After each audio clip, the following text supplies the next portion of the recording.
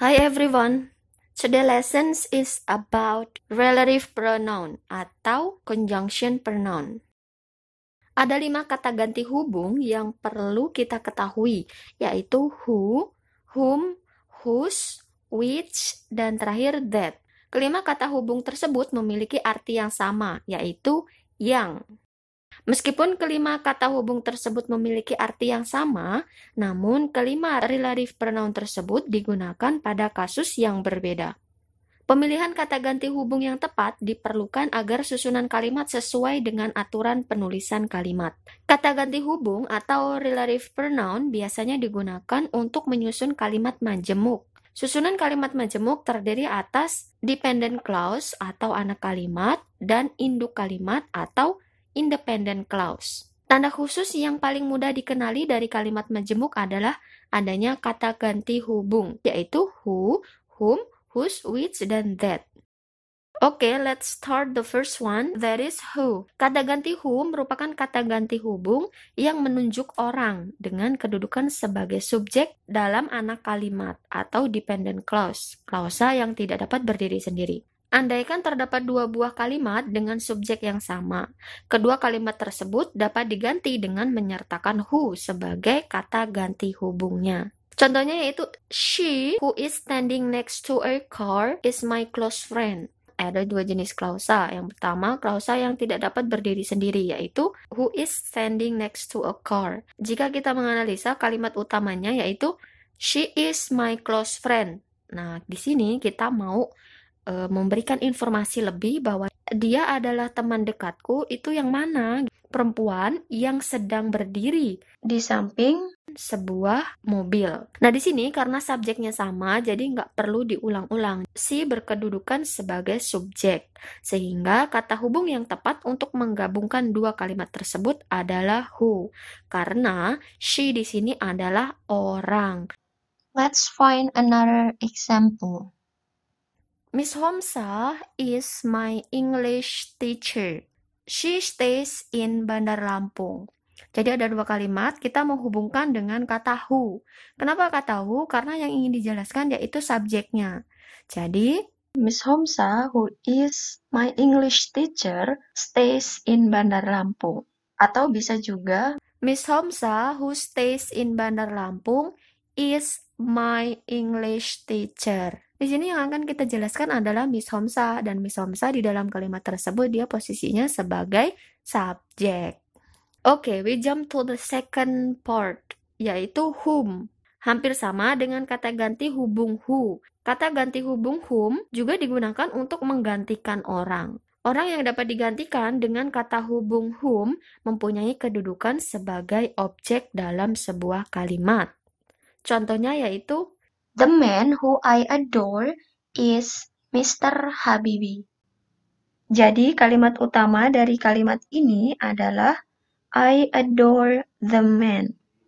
Nah, di sini kalimatnya pakai whom karena the man berkedudukan sebagai objek. Jadi kita pakainya whom. Miss akan buat 2 kalimat, tapi nanti mau digabung menjadi 1 kalimat dengan penghubung whom. Miss Homsa teaches Ahmad. Ahmad is a YouTuber. Jadi kalimat ini bisa dijadikan 1 kalimat dengan penghubung whom. Ahmad, whom Miss Homsa teaches, is a YouTuber. Nah, di sini kenapa Miss pakai whom? Karena Ahmad di kalimat sebelumnya dia posisinya sebagai objek. Karena kata kerja utamanya yaitu mengajar. Jadi yang mengajar itu Miss Homsa, berarti Miss Homsa subjeknya. Dan objeknya kan Ahmad. Nah, jadi Ahmad di sini adalah objek. Makanya Miss pakainya whom. We jump to the next word, yaitu whose. Fungsi dari relative pronoun whose menunjukkan kepemilikan subjek. Bisa kepemilikan orang, kepemilikan hewan, atau kepemilikan thing atau sesuatu. Nah, contohnya yaitu Anna, whose house is far from our school, is always late. Jadi kalimat ini kita bisa buat jadi 2 formula, yaitu Anna is always late. Oke, Anna itu selalu telat. Yang kedua, Anna's house di sini adalah rumahnya Anna. Anna's house is far from our school. Rumahnya Ana itu jauh dari sekolah kita. Nah, di sini yang mana kepemilikannya? Yaitu yang jelas adalah rumah. Kita bilang rumahnya siapa sih yang jauh dari sekolah? Ya rumahnya Ana. Berarti whose di sini untuk menjelaskan kepemilikan yaitu orang atas nama Ana. Oke, contoh yang lainnya.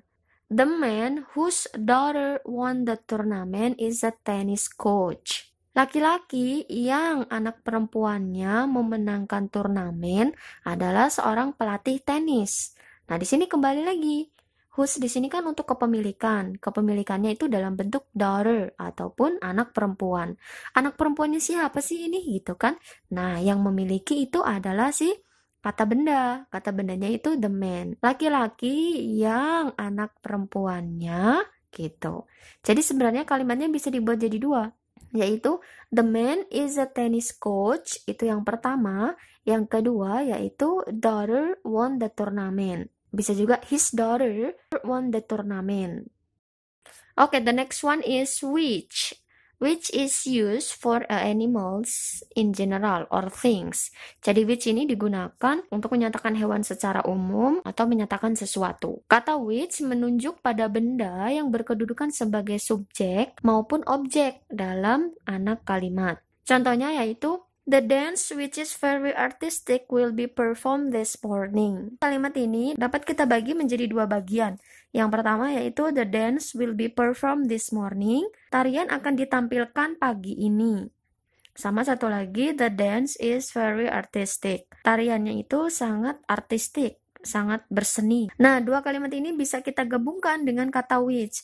Miss, kenapa nggak pakai kata who? Kita kan mau menjelaskan subjeknya the dance. Nggak bisa, karena the dance di sini kan dia bukan orang. Dia kan benda, thing gitu kan. Hampir sama dengan penggunaan who, bedanya adalah kalau which itu untuk benda, untuk thing. Oke, contoh selanjutnya yaitu the book which I am looking for is very expensive. Buku yang sedang saya cari itu sangat mahal. Jadi, pada kalimat ini, induk kalimatnya yaitu the book is very expensive. Buku itu sangat mahal. Dan anak kalimatnya yaitu I am looking for the book. Saya sedang mencari buku.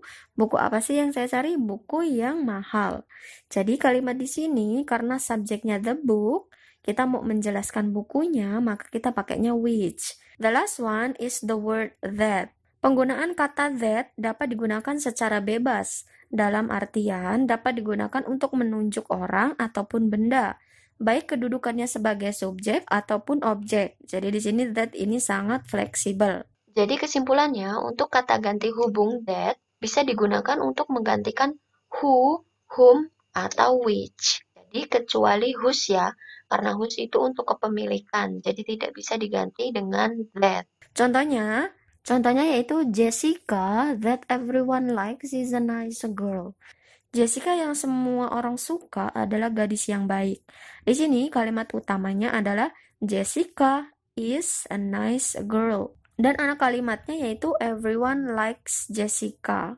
Miss, ini kenapa that-nya kok kita nggak pakai whom? Karena kan kita mau menjelaskan si objek yang disukai orang-orang itu adalah Jessica. Nah, kembali lagi, that itu adalah sebuah kata ganti hubung yang dapat digunakan baik ke orang maupun ke benda, baik itu subjek maupun objek. Contoh lagi, the dance that is very artistic will be performed this morning. Miss, kenapa kita nggak pakai which? Ya boleh pakai which gitu. Kembali lagi, that itu fleksibel, bisa di mana aja, bisa buat siapa aja gitu. Semoga dapat dimengerti. Apabila tidak dimengerti bisa ditanyakan. Thank you.